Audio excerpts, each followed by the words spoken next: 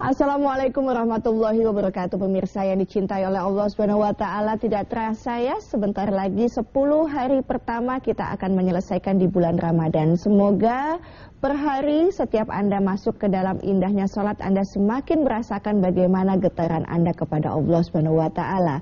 Hari ini seperti biasa saya menemani Pak Abu Sangkan dalam indahnya sholat Ensiklopedia Islam Rahmat Semesta Alam. Pak Abu, Assalamualaikum. Waalaikumsalam warahmatullahi wabarakatuh. Saya masih ingat terakhir kemarin kesimpulannya seperti apa, dan itu menjadi modal untuk topik kita hari ini, yaitu ketenangan. Anda tentu ingin tahu tayangannya seperti apa hari ini, silahkan.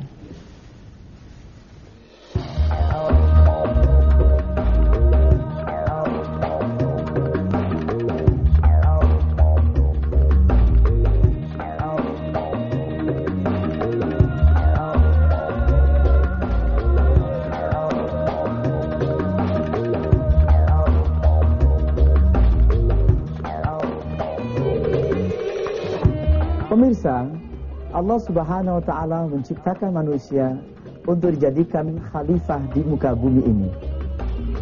Kegiatan hidup kita, baik itu bekerja di kantor, di pasar sebagai pedagang, ataupun sebagai konsultan, adalah sebagai wakil Allah dalam memelihara kelangsungan hidup manusia di muka bumi ini. Kegiatan itulah yang dikatakan bahwa kita mewakili Allah ketika kita mengatasnamakan Allah. Bismillahirrahmanirrahim. Selanjutnya kita akan temui Pak Qasim dalam perbincangan santai tentang bagaimana mengisi pensiunnya.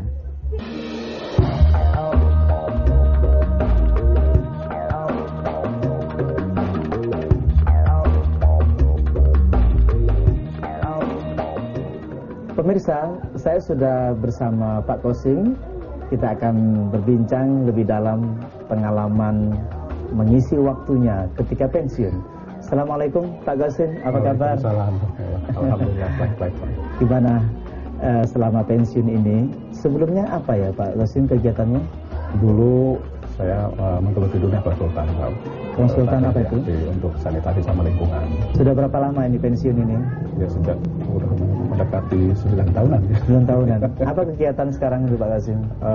Pada awalnya sih ada suatu hal yang katakanlah saya pikir karena aktivitas yang sudah digeluti berpuluh-puluh tahun, kemudian hilang, tidak akan ada kesibukan lagi. Betul. Tapi ternyata Allah itu maha sibuk, saya tetap disibukkan juga. Allah maha sibuk, ya. Jadi harus mengisi kesibukan. Ada saja di yang mendorong untuk ada kesibukan. Gitu. Pengalaman ketika waktu sebelum pensiun, apa kegiatan yang paling tentang pengairan, apa yang paling bisa kita ambil Pak? Yang paling banyak sekali kita tuh masuk ke dunia masalah sanitasi air bersih, ya. Karena saya amati di Al-Quran mengatakan bahwa janganlah engkau merusak lingkungan, itu ada. Akhirnya dampaknya, akibatnya kita yang merasakan, bahkan mungkin cucu-cucu kita. Saran apa kira-kira yang paling untuk kita semua nih Pak Qasim? Salah satu ya memang menjaga lingkungan, merupakan kesadaran bersama seluruh masyarakat yang tidak bisa satu perorangan gitu. Setelah sekarang pensiun, apa yang dilakukan Pak Qasim dalam mengisi kekosongannya sekarang? Apakah tetap menyadar? Protes juga terhadap Allah. Tiba-tiba berhenti suatu aktivitas yang demikian saya geluti dan memberikan satu basic yang luar biasa, tiba-tiba secara tiba-tiba katakanlah dihilangkan oleh Allah. Karena mungkin faktor usia. Iya. Pada awalnya power syndrome, ya. Pada awalnya seperti itu ya. Akan hilang kesibukan, tapi ternyata tidak, tetap ada kesibukan. Ada kesibukan ya. Itulah barangkali yang kita rasakan, bahwa kita menjadi khalifah. Kita lupa kadang-kadang tujuan kita, bahwa Allah menciptakan manusia adalah sebagai wakilnya. Wakil memelihara tanaman, wakil memelihara air, sanitasi, lalu sekarang beternak sapi. Betul. Nah itulah barangkali pemirsa sekalian, saya mengambil hikmah dari perbincangan saya dengan Pak Qasim ketika beliau mengalami pulse power syndrome, ternyata ada satu kesadaran bahwa Allah juga maha sibuk. Waktu yang digunakan telah dimanfaatkan seperti Allah sibuk, sehingga tidak ada kata lain kita mengikuti akhlak Allah, sifat Allah, sehingga kita bisa mengatasnamakan Allah setiap pekerjaan kita menjadi sebuah ibadah. Selanjutnya kita akan bincangkan lebih dalam di studio. Baik, terima kasih Pak Abu sudah menemui Pak Qasim untuk bisa kita ambil inspirasinya hari ini. Dan Pak Abu, saya teringat di dalam Al-Quran juga disebutkan kembalilah jiwa-jiwa yang tenang. Dan mudah-mudahan hari ini kita sedang melatih jiwa ketenangan kita sehingga tiba saatnya nanti jiwa tenang itu sudah dimiliki dan kembali dengan tenang pula. Baiklah pemirsa, untuk Anda 021583022 seperti biasa terbuka untuk Anda. Bagi penelpon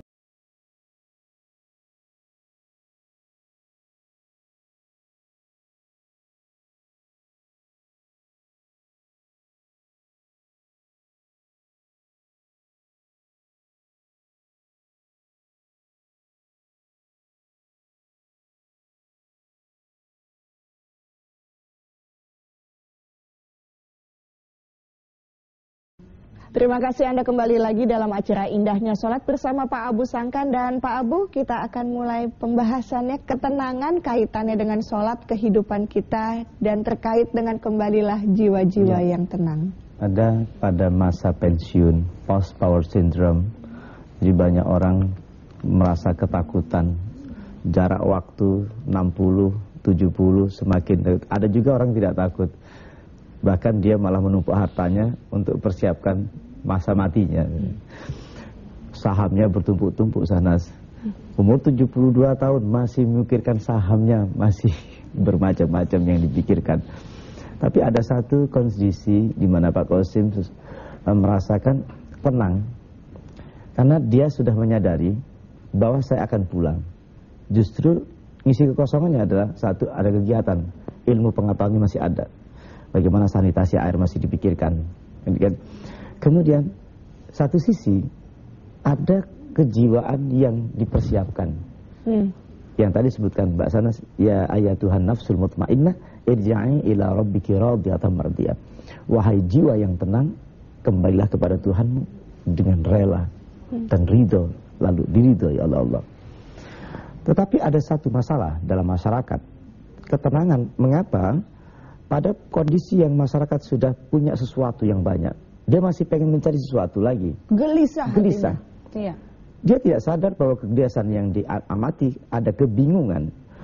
Dia sudah miliki rumahnya, miliki hartanya, ternyata tidak menenangkan. Maka dia ingin mencoba bikin rumah lagi. Karena tidak ada pengetahuan yang menunjukkan bagaimana saya mendapatkan ketenangan itu. Allah menyebutkan di sini, bagi dunia barat, jiwa manusia yang dikatakan menurut ilmu jiwa itu kan bukan jiwa menurut dalam Islam. An-nafs. Dalam barat di risyad makanya ada ilmu jiwa. Sesuatu yang sudah menjadi ilmu biasanya bersifat materi, saintis, berupa benda. Nah, manusia yang diteliti dari ilmu jiwa adalah bendanya, materinya, yaitu otak. Teori Sigmund Freud, kemudian teorinya Carl Gustav Jung, menceritakan tentang masalah jiwa manusia. Ia membahas tentang masalah materinya. Di dalam jiwa manusia itu otaknya. Otaknya apabila, makanya ilmu jiwa dia diperhatikan orang stres misalkan. Di saat dia stres, makanya yang dipikirkan adalah otaknya. Maka otaknya dikasih zat. Apakah itu dopamin, enkaphalin, serotonin, zat penenang. Zat penenangnya, makanya di sini pada prinsipnya tadinya tidak ada haram halal. Karena dia bersifat materi, hormonal, sehingga diturunkan dengan kewenangan. Maka dunia barat pasti ya gunakan lagi aspek otak lagi. Kalau Anda ingin mentenang, dengarkan musik, dengarkan air yang gemericik, dengarkan bunyi jangkrik, maka Anda akan tenang. Tapi orang lupa bahwa otak itu punya kelemahan. Jika diulang-ulang dengan reseptor suara yang sama, otak kita akan merespon. Dia tidak akan merespon lagi, maka tidak nyaman lagi. Kalau saya punya rumah besar Mbak Sanas, reseptor mata saya reaksi di otak saya, impuls listrik di otak saya akan menyentuh bagian amigdala saya.